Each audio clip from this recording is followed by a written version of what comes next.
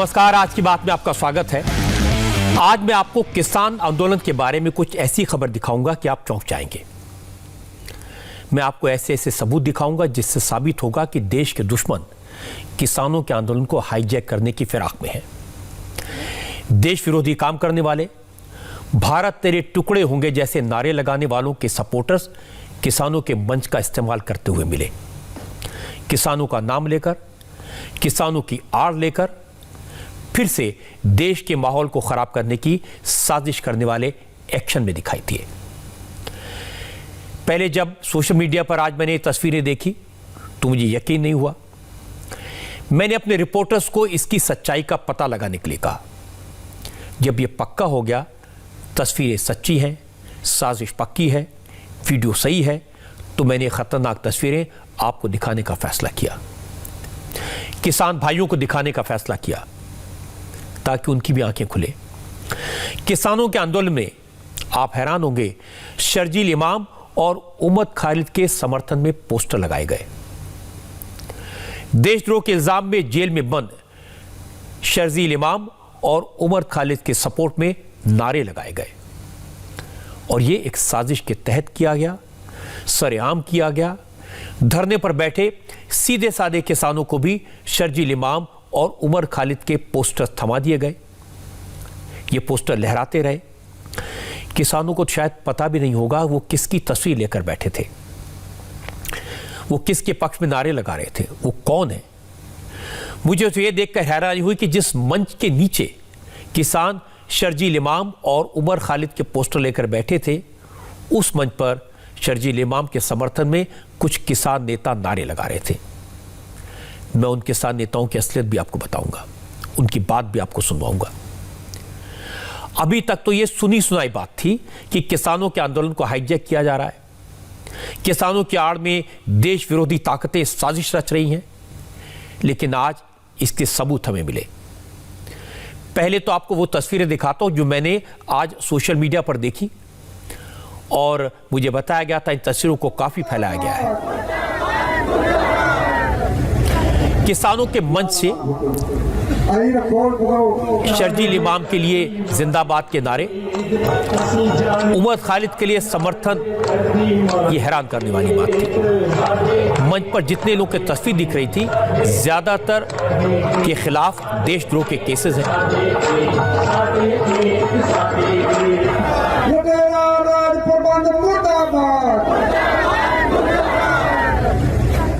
ये तस्वीरें social media की हैं जहां पर समाज में नफरत फैलाने वालों के खिलाफ केसेस चल रहे हैं। ये वो लोग हैं जिन पर माओवाद और नक्सलवाद को बढ़ावा देने के केस हैं। ज्यादातर लोग जेल में बंद हैं।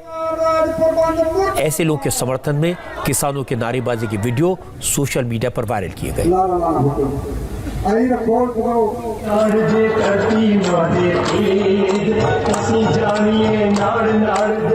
दावा किया जा रहा था कि इन लोगों को सरकार ने झूठे केसों में फंसाया है, इन लोग को तुरंत रिहा किया जाए।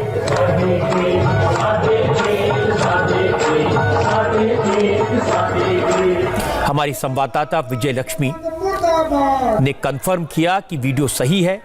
ये टीकरी बॉर्डर का वीडियो है। लक्ष्मी मौके पर मौजूद थी। उन्होंने टीकरी बॉर्डर से किसानों के मंच पर लगी देशद्रोह के आरोपियों की तस्वीरें भेजी। विजय लक्ष्मी ने बताया कि आज टीकरी बॉर्डर पर दिन भर किसानों ने शर्जील इमाम, उमर खालिद समेत तमाम लोगों के सपोर्ट में प्रदर्शन किया। ये तमाम लोगों के पिक्चर्स के साथ एक प्रोटेस्ट यहाँ पे किया गया और इस पिक्चर में साफ तौर पर लिखा है, इस पोस्टर में, झूठे केसों में गिरफ्तार किए बुद्धिजीवियों और विद्यार्थी कार्यकर्ताओं को रिहा करो। इनमें से काफ़ी सारे लोगों पर यूएपी के तहत भी मुकदमे दर्ज हैं। लेकिन जब हमने बात की जो जोगिंदर सिंह उराहा हैं उनके ग्रुप से, इस संगठन से, तो उन लोगों का कहना था कि तमाम लोग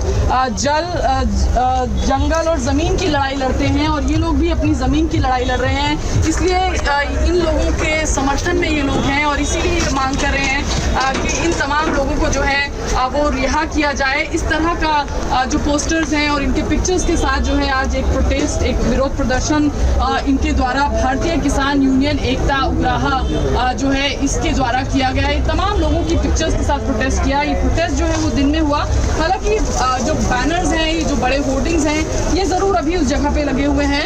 ये जो संगठन है, जो भारतीय किसान यूनियन एकता जो संगठन है, उसका कहना है कि इनको रिहा किया जाना चाहिए। ये लोग जो हैं, इनके खिलाफ जो केसेस हैं, जो मुकदमे हैं, वो झूठे मुकदमे दर्ज किए गए हैं और इसीलिए इनकी तमाम पिक्चर्स को लेकर के वर्ल्ड ह्यूमन राइट्स डे पर आज जो है प्रोटेस्ट इस संगठन द्वारा यहाँ किया गया टिकरी बॉर्डर पर। विजय लक्ष्मी ने किसानों के मंच पर जिन लोगों की तस्वीर दिखाई, जिसके सपोर्ट में आज नारे लगाए गए, उन सब लोगों को आप जानते हैं। उनके बारे में मीडिया में बहुत बार बहुत कुछ बताया गया है, लेकिन अगर किसान नेताओं को नहीं मालूम तो थोड़ी सी जानकारी मैं दे देता हूं। उमर खालिद की तस्वीर है। उमर खालिद का नाम दिल्ली के दंगों की साजिश में शामिल है। दिल्ली पुलिस ने अपनी चार्जशीट में उमर खालिद को नॉर्थ ईस्ट दिल्ली में हुए दंगों का मास्टरमाइंड बताया है और उसके खिलाफ पुख्ता सबूत पेश किए हैं। वो फिलहाल जेल में है। ये वही उमर खालिद है जिसने जेएनयू में भारत तेरे टुकड़े होंगे जैसे नारे लगाए थे। ये टुकड़े टुकड़े गैंग का सरदार है। एक और नाम है शर्जील इमाम। ये भी दिल्ली के दंगों का आरोपी है। दिल्ली पुलिस ने जो चार्जशीट फाइल की है उसमें दावा किया गया है कि शर्जील इमाम ने शाहीन बाग से लेकर दिल्ली के तक दंगों की जगह तक जगह जगह लोगों को भड़काने का काम किया, लोगों को रोड जाम करने के लिए उकसाया। शर्जील इमाम भी इस समय जेल में है। जिन लोगों का सपोर्ट आज किसानों के मंच से किया गया, उनमें दिल्ली दंगों का एक और आरोपी खालिद सैफी भी है। ये फिलहाल जमानत पर है। इसकी तस्वीर भी आज पोस्टर में दिखाई थी। लेकिन किसानों को यह सब नहीं मालूम। उन्हें तो यह समझाया गया कि सरकार ने इन लोगों को झूठे मुकदमों में फंसाया है। ये लोग किसानों का सपोर्ट करते हैं, इनके खिलाफ जुल्म हो रहा है। आज ह्यूमन राइट्स डे है और इस मौके पर बुद्धिजीवियों और स्टूडेंट्स को रिहा कराने के लिए आवाज उठानी चाहिए। किसानों को इस तरह की बातें समझाने वाले उनके बीच घुस गए और भोले भाले किसानों ने उनकी बात शायद मान ली। विजय लक्ष्मी को भी इस तरह के कुछ लोग मिले जिन्होंने कहा, हाँ आज प्रोग्राम हुआ था, इसमें गलत क्या है। इनमें से कोई भी ऐसे कोई टेररिस्ट है, किसी पे भी सरकार यूएपीए लागू कर सकती है। ये सभी सोशल डेमोक्रेटिक एक्टिविस्ट हैं। लेकिन एक आपका जो किसानों का प्लेटफॉर्म है उस पे कंट्रोवर्सी नहीं आ जाती है इस तक, क्योंकि भारतीय कानून के तहत इन पर मामले दर्ज हैं, यूएपीए हो चाहे सेडिशन हो। मैडम, हम किसान हैं। हमने जो सरकार ने कानून बनाए हैं, उन सभी कानूनों में क्या कमियां हैं, किसान विरोधी कितने कानून हैं। इन बुद्धिजीवी ये वो इंटेलेक्चुअल्स हैं जिन्होंने ये सब कुछ किसानों को बताया है। इन पर कोई किसी का इन्होंने कत्ल नहीं किया, कोई ऐसा एक भी चार्ज नहीं है। तो बहुत स्ट्रिंजेंट है, वो तो सरकार किसी पर भी लगा सकती है। जो भी जुल्म के खिलाफ आवाज उठाता है उसको ये देशद्रोही बना देते हैं।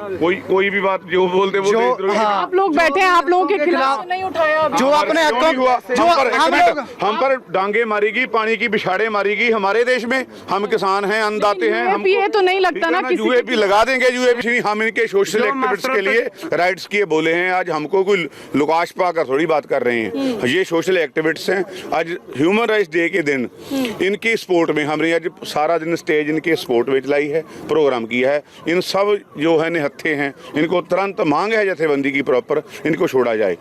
आज का दिन जो हमारा संघर्ष का इन्हों के नाम से था, बुद्धिजीवियों के नाम से, कि बुद्धिजीवियों को झूठे केसों जो पाए गए हैं उन उसी से रिहा करें इनको। इनके खिलाफ देशद्रोह के मामले हैं संदीप, यूएपीए के तहत इनके खिलाफ मामले हैं। क्या ये तमाम चीजों को लेकर के प्रोटेस्ट करना जायज है? इन्हों से प्रोटेस्ट करना बहुत जायज है। ये हमारे रिस्पेक्टेड हैं।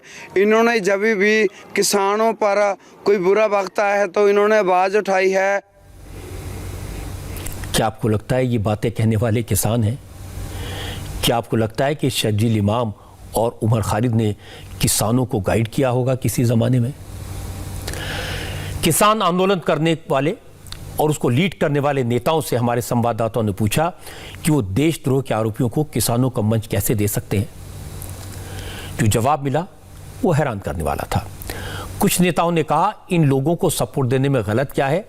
दर्शन पाल सिंह ने तो यहां तक कहा कि जब सीएए के खिलाफ प्रोटेस्ट हो रहे थे तब किसानों ने भी उनमें हिस्सा लिया था।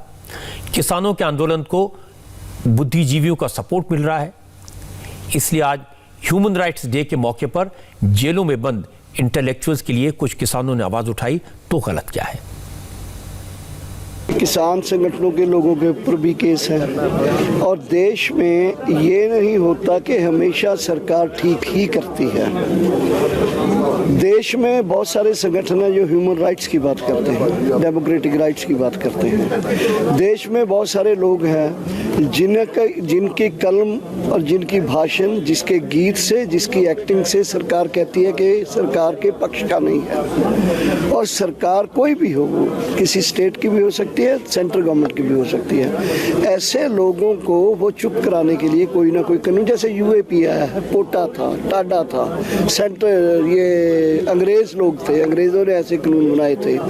तो सरकार जब ये अनडेमोक्रेटिक काम करती है कौन बोलेगा उसके खिलाफ। शर्जील इमाम और उमर खालिद की बात हो रही है क्योंकि तस्वीरों में वो भी थे। आपका मंच नहीं हो सकता, मतलब आपकी इसमें राय, मतलब ये आपके आधार पे नहीं है, मतलब ये इसे मान सकते हैं क्या इस तरीके से? नहीं, हमारे संगठनों का एक अंडरस्टैंडिंग ज्वाइंटली बना था जब किसान संगठनों के ऊपर भी जो भी लोग हैं जो इस तरह से जिनके ऊपर झूठे, जैसे बहुत बड़े बड़े प्रोटेस्ट मार्च हुए सीएए के खिलाफ पंजाब में, और आपको जानकारी होगी कि उसमें सबसे ज्यादा किसान संगठनों की होती थी, एनसीआर के खिलाफ, सीएए के खिलाफ।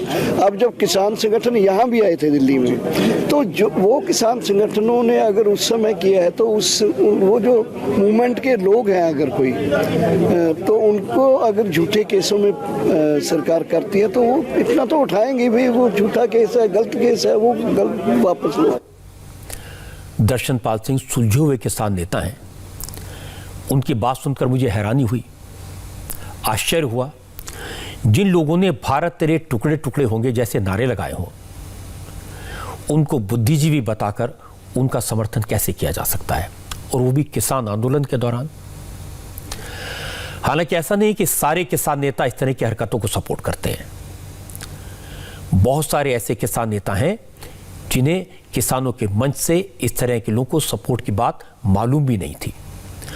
और जब हमारे संवाददाताओं ने इन नेताओं को टीकरी बॉर्डर के वीडियो दिखाए, उनसे बात की, तो उन्होंने साफ साफ कहा किसानों को पता नहीं होता कौन क्या है, मुद्दा क्या है, इसलिए नारे लगा देते हैं। लेकिन ऐसे लोगों को किसानों के मंच का इस्तेमाल करने से रोकना होगा, ये ठीक नहीं है। किसानों के बड़े नेता राकेश टिकैत ने कहा कि वो किसान भाइयों से कहेंगे ऐसे लोगों पर नजर रखें, और अगर कोई देशद्रोही को सपोर्ट करता है या फिर कोई बाहर से आकर किसानों के बीच घुसता है तो उसे सबक सिखाएं। टीकरी के पास, बहादुरगढ़ के आसपास कोई मंच बनाया गया किसानों का, और इसके अंदर जो तमाम ऐसे लोग थे जिन पे देशद्रोह के मुकदमे हैं, जिसमें शर्जील इमाम नाम का एक व्यक्ति है जो कि जो है बहुत बड़ा होगा, गांव के आदमी जानेगा शर्जील को कौन है। इस वीडियो के बारे में आप क्या कहना चाहेंगे? खंडन करेंगे? हमारा तो पूर्ण रूप से खंडन है। किसान मंच पे इस तरह के उसका कोई मतलब नहीं है, और ना किसान कोई शर्जील को जानता। किसान कानून को तो जानता नहीं, शर्जील को जानना हमें नहीं पता कौन है। अच्छा, लेकिन अगर कुछ ऐसे एलिमेंट्स आ रहे हैं आंदोलन के बीच में, क्योंकि बाकायदा एक स्टेज बना हुआ है, इन लोगों को रिहा करो, यूएपी लगा दिया होगा। अब गांव के सीधे आदमी बैठे टीकरी बॉर्डर पे, उन्हें क्या पता, अनपढ़ आदमी। तो किसानों को कुछ कहना चाहते हैं ऐसे लोगों के बारे में? ऐसे लोगों से बच कर हैं, और ना ये आंदोलन का हिस्सा है। अपना जिनको मंच लगाना है, दिल्ली में लगावे, दिल्ली में दंगे हुए, अपना दिल्ली में जाए जहाँ दंगे हुए वहीं लगावे, मंच का इस्तेमाल नहीं हम होने देंगे इसका। मुझे यकीन है कि ज्यादातर किसान भाई राकेश टिकैत जी की तरह इसी तरह की बात सोचते होंगे।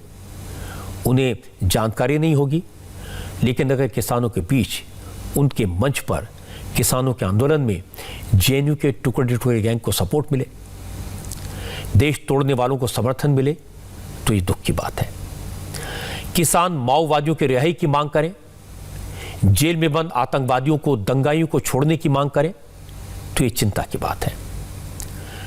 हम तो मानते हैं कि किसान एमएसपी के लिए लड़ने आए हैं, वो तो मंडियों को कायम रखने की मांग कर रहे हैं, और सबकी सहानुभूति किसानों के साथ इसलिए है क्योंकि वो 16 दिन से घर बार छोड़कर सर्दी में सड़क पर बैठे हैं।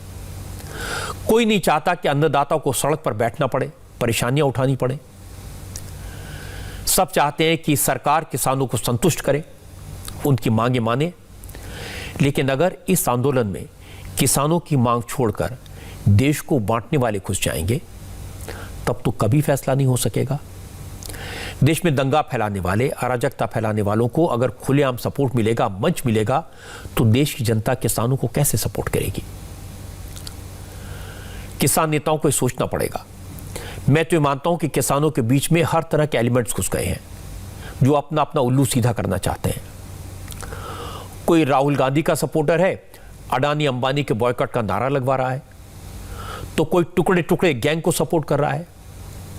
किसान नेताओं को समझना पड़ेगा कि जब तक इस तरह के एलिमेंट जो अपने स्वार्थ के कारण किसानों के बीच में घुस गए हैं यहां बने रहेंगे, तब तक तो कोई रास्ता नहीं निकलेगा। और मुझे उम्मीद है कि किसान नेता और किसान राकेश टिकैत जैसे नेताओं की बात सुनेंगे और ऐसे एलिमेंट्स को निकाल बाहर करेंगे।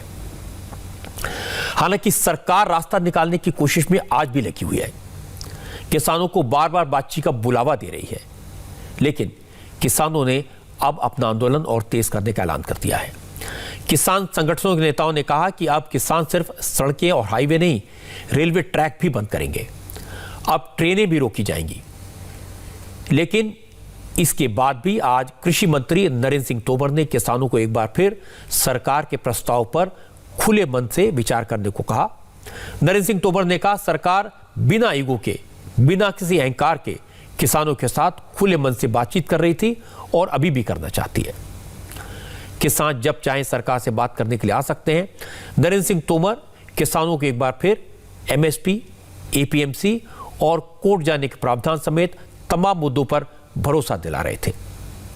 तोमर ने कहा, सरकार किसानों की हर आशंका को दूर करने के लिए तैयार है।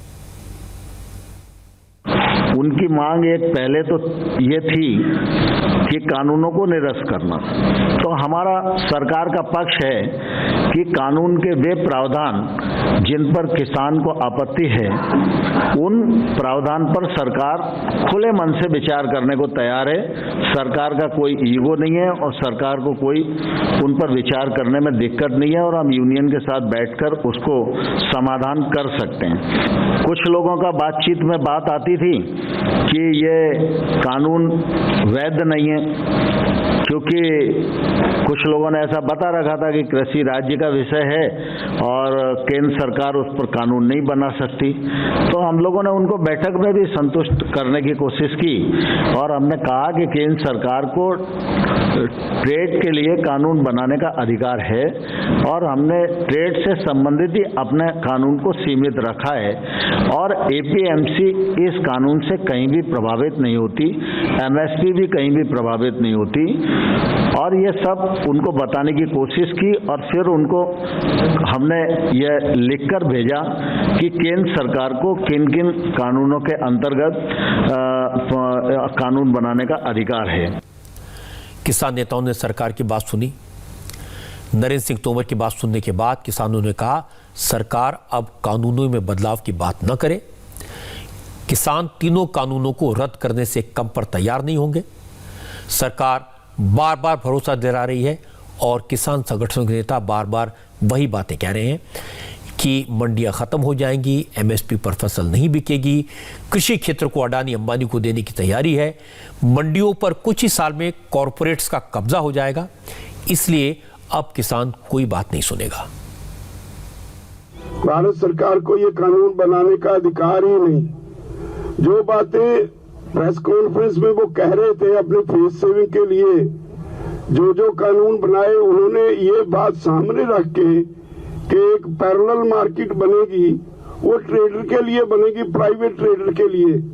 अगर प्राइवेट ट्रेडर ने एपीएमसी में जाना है, अगर अब आज जो कह रहे हैं कि सब टैक्स होंगे, पहले टैक्स फ्री मार्केट थी, अनरेगुलेटेड मार्केट थी, उसमें कोई लाइसेंस की किसी जरूरत नहीं थी, पैन कार्ड से खरीदी हो सकती थी, उसकी कोई जवाबदेही नहीं थी।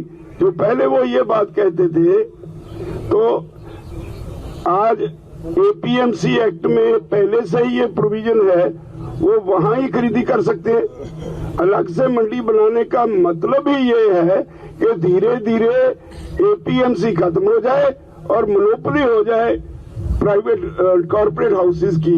उसके लिए ये कानून बनाया गया। ये बात आज स्पष्ट तौर पर दोनों मंत्रियों ने प्रेस कॉन्फ्रेंस में कह दी कि हमने ये ट्रेड और कॉमर्स के लिए कानून बनाए हैं। सरकार के प्रस्ताव ठुकराने के बाद किसान संगठनों ने रेल रोको आंदोलन का ऐलान किया। अब किसान पूरे देश में रेलवे ट्रैक ब्लॉक करेंगे। किसान नेताओं ने कहा कि सरकार कानून को रद्द नहीं करती है तो वो रेल ट्रैक को जाम करेंगे। अब आंदोलन सिर्फ दिल्ली में नहीं पूरे मुल्क में होगा। पंजाब ਦੀਆਂ 30 ਜਥੇਬੰਦੀਆਂ ਨੇ ਪੰਜਾਬ 'ਚ ਜਦੋਂ बैठे से रेलवे ट्रैक तो उठकर ਅਸੀਂ रेलवे पार्क में चले गए थे और 10 तारीख आज 10 दिसंबर तक का अल्टीमेटम दिया हुआ था कि मोदी जी ने साड़ी बात ना सुनी, तिन्ने कानूनों को रद्द ना किया तो 10 तारीख ਨੂੰ मोड़ के रेलवे ट्रैक पर सारे धरने आ जाएंगे, मुड़ रेलवे ट्रैक बंद हो जाएगा। जिहड़ा अल्टीमेटम दिया था, आज की मीटिंग ने फैसला लिया कि अब हुण रेलवे ट्रैक पर जाएंगे तो पूरे भारत के लोग जाएंगे। किसानों के बीच, सरकार के बीच बात बन नहीं रही। इसकी वजह है सियासत। कुछ पार्टियां, कुछ नेता लगातार किसानों को भड़काने का काम कर रहे हैं। आज अकाली दल के नेता सुखबीर बादल ने कहा, अब उन्हें लग रहा है कि मोदी सरकार ने देश के अन्नदाता के खिलाफ लड़ाई का फैसला किया है। सरकार तानाशाही पर उतर आई है।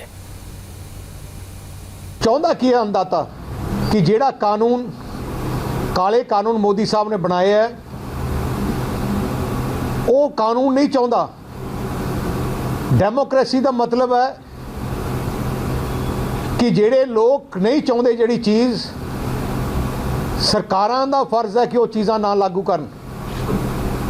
आ जेड़े कानून धक्के नाल उत्थे ही लागू हुंदे है जेड़े देशां विच डिक्टेटरशिप दा रूल होए। बड़ा अफसोस है कि सेंटर की सरकार ने डिक्टेटरशिप का तरीका वरतान की कोशिश की है तो हुण लगना शुरू कर दिता है। सुखबीर बादल की मजबूरी है। पंजाब में अकाली दल कमजोर हो गया है। अपनी लीडरी चमकाने के लिए उन्हें इन कानूनों का विरोध करना पड़ रहा है, किसानों को भड़काना पड़ रहा है। अब जरा किसानों और सरकार की बात को ध्यान से समझिए। सरकार ने कहा एमएसपी जारी रहेगी, हम लिख कर देने को तैयार हैं। सरकारी मंडियां जारी रहेंगी, हमारी गारंटी है। प्राइवेट मंडियों पर टैक्स लगाने को तैयार हैं, उनका रजिस्ट्रेशन को तैयार है। कानून ये सुनिश्चित करेगा कि पूंजीपति किसान की जमीन पर कब्जा न कर पाए। कानून के जिस प्रावधान पर किसानों को दिक्कत है, सरकार खुले मन से, ओपन माइंड से उस पर बात करने को, विचार करने को तैयार है। अब इसमें तो कहीं कुछ गलत नहीं है, इसमें तो तानाशाही नहीं है, इसमें तो टकराव नहीं है। इसके बावजूद किसान क्या कहते हैं ये भी नोट कर लीजिए। किसान नेताओं ने आज कहा, हमने सरकार को अल्टीमेटम में दे दिया है, अगर 10 तारीख तक तीनों कानून वापस नहीं लिए गए तो हम दिल्ली आने वाले और रास्ते भी बंद करेंगे और देश भर में रेलवे ट्रैक को ब्लॉक करेंगे। सरकार का रास्ता समझौते का है और किसानों को भड़काने वालों का रास्ता टकराव का है। लोकतंत्र में फैसले करने का सबसे अच्छा तरीका टेबल पर बैठकर बात करने का होता है। इसलिए किसान नेताओं को बात तो करनी चाहिए। यही बात आज प्रधानमंत्री नरेंद्र मोदी ने कही। मोदी ने कहा कि गुरु नानक देव जी से जो सीख मिली है उसे हमेशा याद रखना चाहिए। एकता को कायम रखो, अपनी कहो, सबकी सुनो, संवाद हर हाल में कायम रखो। भारत में लोकतंत्र हमेशा से ही गवर्नेंस के साथ ही मतभेदों और विरोधाभासों को सुलझाने का महत्वपूर्ण माध्यम भी रहा है। अलग अलग विचार, अलग अलग दृष्टिकोण, ये सब बातें एक वाइब्रेंट डेमोक्रेसी को सशक्त करते हैं। डिफरेंसेस के लिए हमेशा जगह हो, लेकिन डिस्कनेक्ट कभी ना हो। इसी लक्ष्य को लेकर हमारा लोकतंत्र आगे बढ़ा है। गुरु नानक देव जी ने, और बड़ी सटीक बात कही है, गुरु नानक देव जी ने भी कहा है, जब लग दुनिया रही है नानक, जब लग दुनिया रही है नानक, किछु सुनिए किछु कहिए। यानी जब तक संसार रहे तब तक संवाद चलते रहना चाहिए। कुछ कहना और कुछ सुनना, यही तो संवाद का प्राण है, यही लोकतंत्र की आत्मा है। पॉलिसीज में अंतर हो सकता है, पॉलिटिक्स में भिन्नता हो सकती है, लेकिन हम पब्लिक की सेवा के लिए हैं। इस अंतिम लक्ष्य में कोई मतभेद नहीं होना चाहिए। वाद संवाद संसद के भीतर हो या संसद के बाहर, राष्ट्र सेवा का संकल्प, राष्ट्र हित के प्रति समर्पण लगातार झलकना चाहिए। प्रधानमंत्री मोदी की बात तो सही है, लोकतंत्र में संवाद तो जारी रहना चाहिए। किसानों की नाराजगी जायज हो सकती है। मान लेते हैं कि सरकार ने पहले किसानों से बात नहीं की, पहले कर लेते तो यह नौबत ना आती। ये भी मान लेते हैं कि जो कानून बने उनमें खामियां हैं। यह भी माना जा सकता है कि किसानों ने आंदोलन किया तो सरकार बात करने को तैयार हुई। किसान इसे अपनी जीत मान सकते हैं और अब कानून में जो भी बदलाव करवाने हैं उन पर बात करें, सरकार से कमिटमेंट लें, कन्विंस हो। लोकतंत्र का यही तकाजा है। इतिहास गवाह है कि टकराव से, बात न करने से कभी कोई रास्ता नहीं निकला। लोकतंत्र में बात करने से ही रास्ते निकलते हैं। लोकतंत्र में संवाद की जगह हमेशा होती है, लेकिन लोकतंत्र में हिंसा की कोई जगह नहीं है। आज बंगाल से हिंसा की हैरान करने वाली, परेशान करने वाली तस्वीरें आई।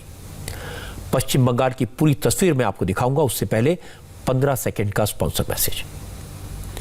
आज पश्चिम बंगाल में कोलकाता से सिर्फ 50 किलोमीटर दूर डायमंड हार्बर में राजनीतिक हिंसा का दंगा नाच दिखाई दिया।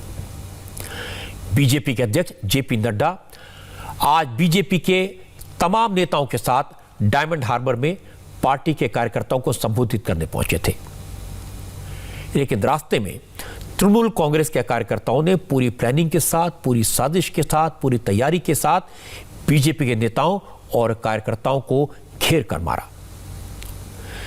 जेपी नड्डा को जेड कैटेगरी की सिक्योरिटी मिली हुई है। इसके बाद भी पश्चिम बंगाल की पुलिस के सामने ममता बनर्जी की पार्टी के कार्यकर्ताओं ने जेपी नड्डा की गाड़ी पर पत्थर बरसाए, लाठियां मारी और बंगाल की पुलिस पथराव करने वालों को रोकने का सिर्फ दिखावा करती रही। जो लोग भी बीजेपी के जुलूस के साथ थे या फिर जिन गाड़ियों पर, जिन मोटर बाइक्स पर बीजेपी के झंडे लगे थे, उन सबको निशाना बनाया गया। दर्जनों लोग घायल हुए हैं। हालत यह थी कि नड्डा के दौरे को कवर करने के लिए जो रिपोर्टर्स थे, जो कैमरा पर्सन वहां से गुजर रहे थे, उन्हें भी तृणमूल कांग्रेस के गुंडों ने नहीं बख्शा। हमारी संवाददाता जोयता मित्रा जिस गाड़ी में थी उसे भी घेरा गया, गाड़ी के शीशे तोड़ दिए गए। मैं पहले आपको वो तस्वीरें दिखाता हूं जब जेपी नड्डा की गाड़ी के पीछे चल रहे कैलाश विजयवर्गीय की कार पर पथराव हो रहा था। शीशे चकनाचूर हो रहे थे और गाड़ी के अंदर बैठे लोग पत्थरबाजी का वीडियो बना रहे थे।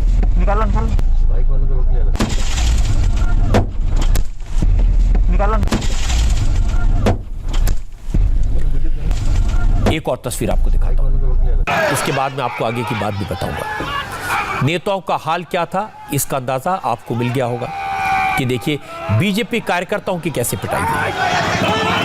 नड्डा के काफिले में सबसे पीछे बाइक पर बीजेपी के कार्यकर्ता थे।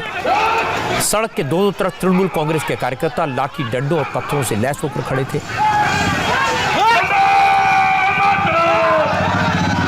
जब बीजेपी नेताओं की गाड़ियां गुजरी तो पत्थर बरसाए और उसके बाद जब बाइक पर कार्यकर्ता सामने से गुजरे तो उनको सड़क पर गिराकर पीटा गया।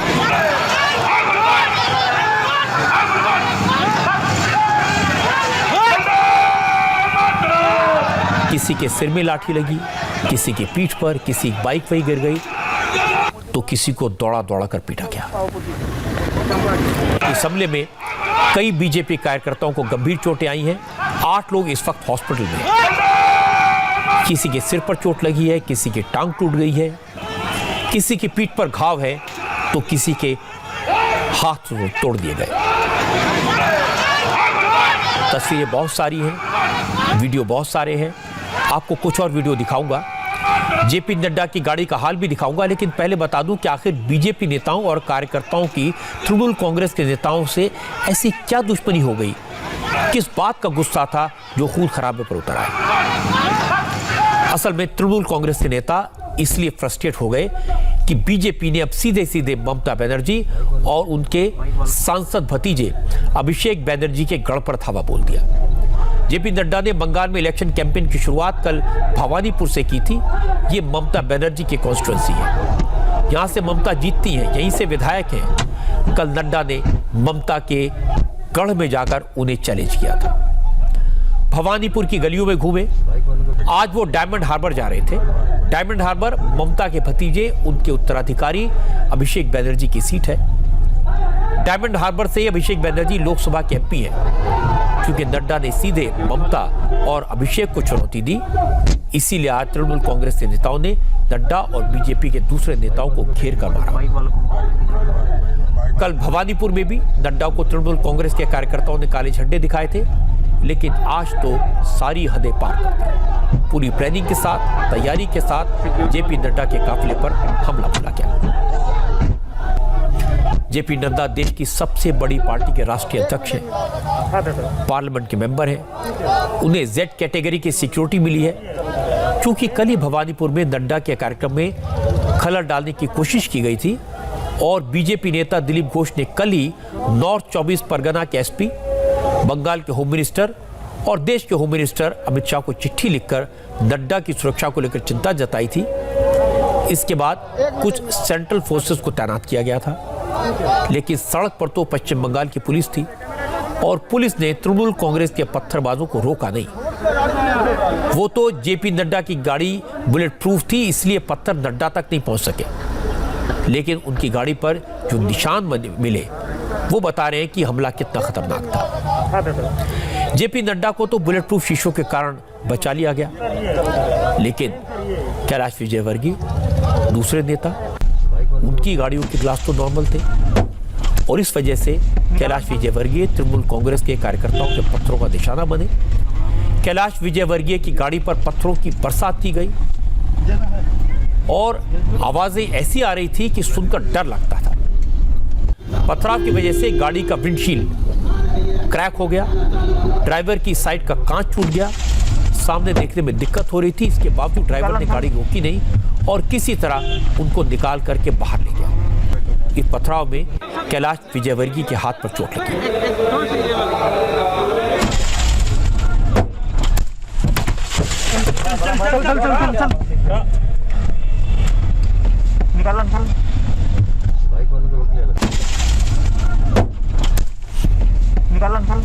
आमतौर पर शांत रहने वाले जेपी नड्डा ममता बनर्जी के पार्टी के नेताओं के सरकस से बहुत गुस्से में दिखे। आज मैं यहाँ पहुंचा हूं तो मां दुर्गा की कृपा से पहुंचा। टीएमसी के कार्यकर्ताओं ने और उनके गुंडों ने कोई कसर नहीं छोड़ी थी प्रजातंत्र के गले को दबाने के लिए, उसको समाप्त करने के लिए। लेकिन मैं भी आपको बताना चाहता हूं कि ये गुंडाराज, ये अराजकतावाद, ये ज्यादा दिन नहीं चलने वाला है। ममता जी आपकी सरकार जाने वाली है और कमल खिलने वाला है।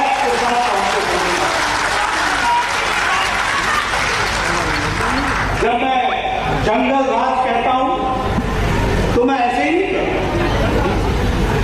आप देखिए हमारे कैलाश विजयवर्गीय, आप देखिए हमारे राहुल सिन्हा, आप इनकी गाड़ियों को देखिए।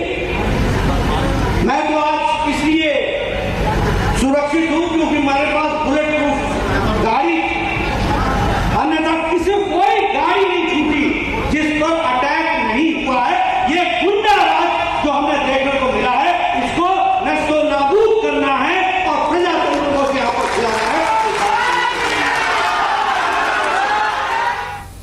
नड्डा ने कहा अब बंगाल की भलाई के लिए, बंगाल के लोगों की सुरक्षा के लिए बंगाल से ममता की विदाई जरूरी है, क्योंकि ममता ने पुलिस को राजनीतिकरण कर दिया है, प्रशासन में पॉलिटिक्स घुसा दी है और ऐसे माहौल में लोकतंत्र जिंदा नहीं रह सकता।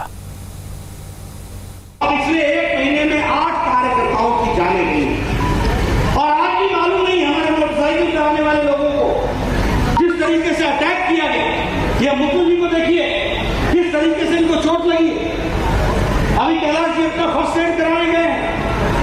पुलिस का राजनीतिकरण हो रहा, प्रशासन का राजनीतिकरण हो रहा।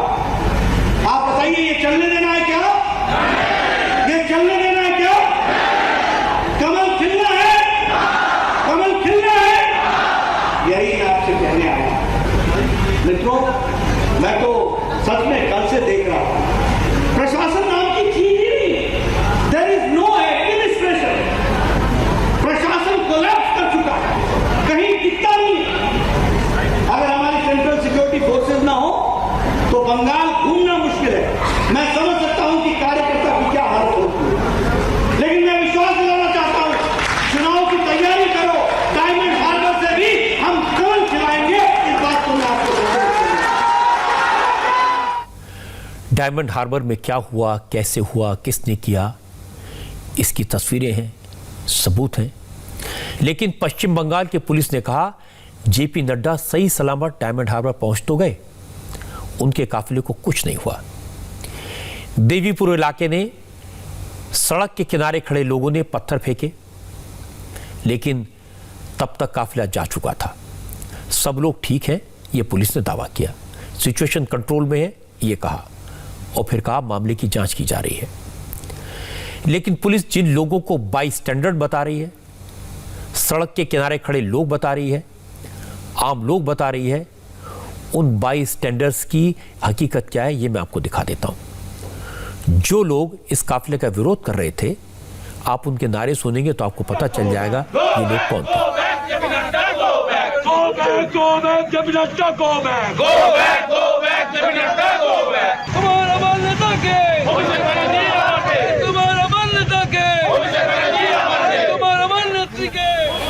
बंगाल की पुलिस झूठ क्यों बोल रही है? तृणमूल कांग्रेस के नेता हिंसा क्यों कर रहे हैं? इसका अंदाजा आपको ममता बनर्जी की बात सुनकर हो जाएगा। ममता बनर्जी ने कहा बीजेपी नेताओं के पास कोई काम नहीं है, रोज पश्चिम बंगाल चले आते हैं, इतना लंबा काफिला लेकर चलेंगे तो एक्सीडेंट तो होंगे ही। প্রতিদিন যেন আর কোনো পার্টি প্রোগ্রাম করবে না। কোনোদিন একটা চিফ মিনিস্টার চলে আসছে, কাজ নেই তো কিছু, লোকের কাজ করে না। কোনোদিন হোম মিনিস্টার চলে আসছে, কোনোদিন ওই আর একটা মিনিস্টার চলে আসছে, কোনোদিন চাড্ডা নাড্ডা ফাড্ডা ভাড্ডা গাড্ডা সব চলে আসছে একটা করে। আর তারা একা প্রোগ্রাম করবে, আর কেউ করবে না। আর যেদিন তারা প্রোগ্রাম করবে লোক যদি না আসে তাহলে নিজে সাজিয়ে রাখবে, যাতে নোটঙ্কি করে ন্যাশনাল নিউজে ভালো করে দেখায় যে দেখো আমায় মেরেছে। আহারে, তোমার পেছনে 50টা গাড়ি কেন যায়? আমার পেছনে 3টে গাড়ি যায়, 2টো গাড়ি কলকাতায়। আমি অ্যালাউ করি না, আমি লাল লাইটও বাজাতে দিই না। তোমাদের একটা নেতা আসছে, ভালো কথা, ওয়েলকাম। আমরা কোনো ভায়োলেন্স চাই নাই, ভায়োলেন্স নিন্দা করি। একটা নেতার পেছনে 50টা গাড়ি কেন যাবে? 50টা গাড়ি যদি যায়, একটা গাড়ি তো আর একটা গাড়িকে ওভারটেক করতে গিয়েও অ্যাক্সিডেंट होते पारे। এটা তো তোমাদের লাইফ রিস্ক থাকে, এটা তোমরা পার্টিকে कंट्रोल করতে পারো ना। ममता बनर्जी मुख्यमंत्री हैं, उन्होंने कहा कि वो बीजेपी के लोगों को घुसने नहीं देंगी। उन्होंने जेपी नड्डा को नड्डा फड्डा गड्ढा कह दिया। उन्हें अपने पद के हिसाब से सोच समझकर भाषा का इस्तेमाल करना चाहिए। लेकिन तृणमूल कांग्रेस के इरादे क्या हैं, पार्टी की नीयत क्या है, इसका एक और सबूत मिला टीएमसी के नेता मदन मित्रा के बयान से। मदन मित्रा ने कहा बीजेपी के नेता जो कर रहे हैं उसका मुंह तोड़ जवाब देने के लिए बंगाल की जनता तैयार है। मदन मित्रा ने कहा जिस तरह कल बीजेपी के नेता भवानीपुर गए, अब नहीं जा पाएंगे, ये उनकी आखिरी यात्रा थी। This visit of BJP, perhaps the last visit to Bhawanipur. BJP नेताओं की भवानीपुर की ये यात्रा आखिरी साबित हो सकती है, क्योंकि बंगाल की जनता और तृणमूल कांग्रेस के कार्यकर्ता बीजेपी को मुंहतोड़ जवाब देने को तैयार हैं। जनता देख रही है कि बीजेपी क्या करने की कोशिश कर रही है। बस अब बहुत हो गया। तृणमूल कांग्रेस जवाब देने को तैयार है। ये पथराव, ये फायरिंग, ये सब पश्चिम बंगाल सरकार और ममता बनर्जी के खिलाफ साजिश है। ये सब बीजेपी करवा रही है। पुलिस सब देख रही है। हमारे पास सारी घटनाओं की वीडियोग्राफी है। अभी तो बीजेपी नेताओं की सुरक्षा में कोई कमी नहीं दिख रही, लेकिन अगर बीजेपी ऐसा ही करती रही तो हो सकता है आगे सिक्योरिटी में कुछ कमियां दिखें। हो सकता है जनता विद्रोह कर दे। ममता बनर्जी और मदन मित्रा दोनों ने आरोप लगाया कि यह हमला खुद बीजेपी ने करवाया। तृणमूल कांग्रेस के नेताओं की दलील है कि जब बीजेपी के नेता पैरामिलिट्री फोर्सेस के प्रोटेक्शन में चलते हैं तब भी उन पर हमला कैसे हो जाता है। इसका जवाब जेपी नड्डा ने दिया। उन्होंने बताया कि पैरामिलिट्री फोर्सेस का काम उस शख्स की रक्षा करने का होता है जिसकी सुरक्षा में वो तैनात होते हैं। भीड़ का इकट्ठा होने से, उन्हें पत्थर जमा करने से रोकने का काम पुलिस का होता है और बंगाल में पुलिस तृणमूल कांग्रेस के साथ मिली हुई है। ऐसा है कि ममता जी को प्रशासन नाम की चीज का आइडिया जीरो है। She knows nothing about administration.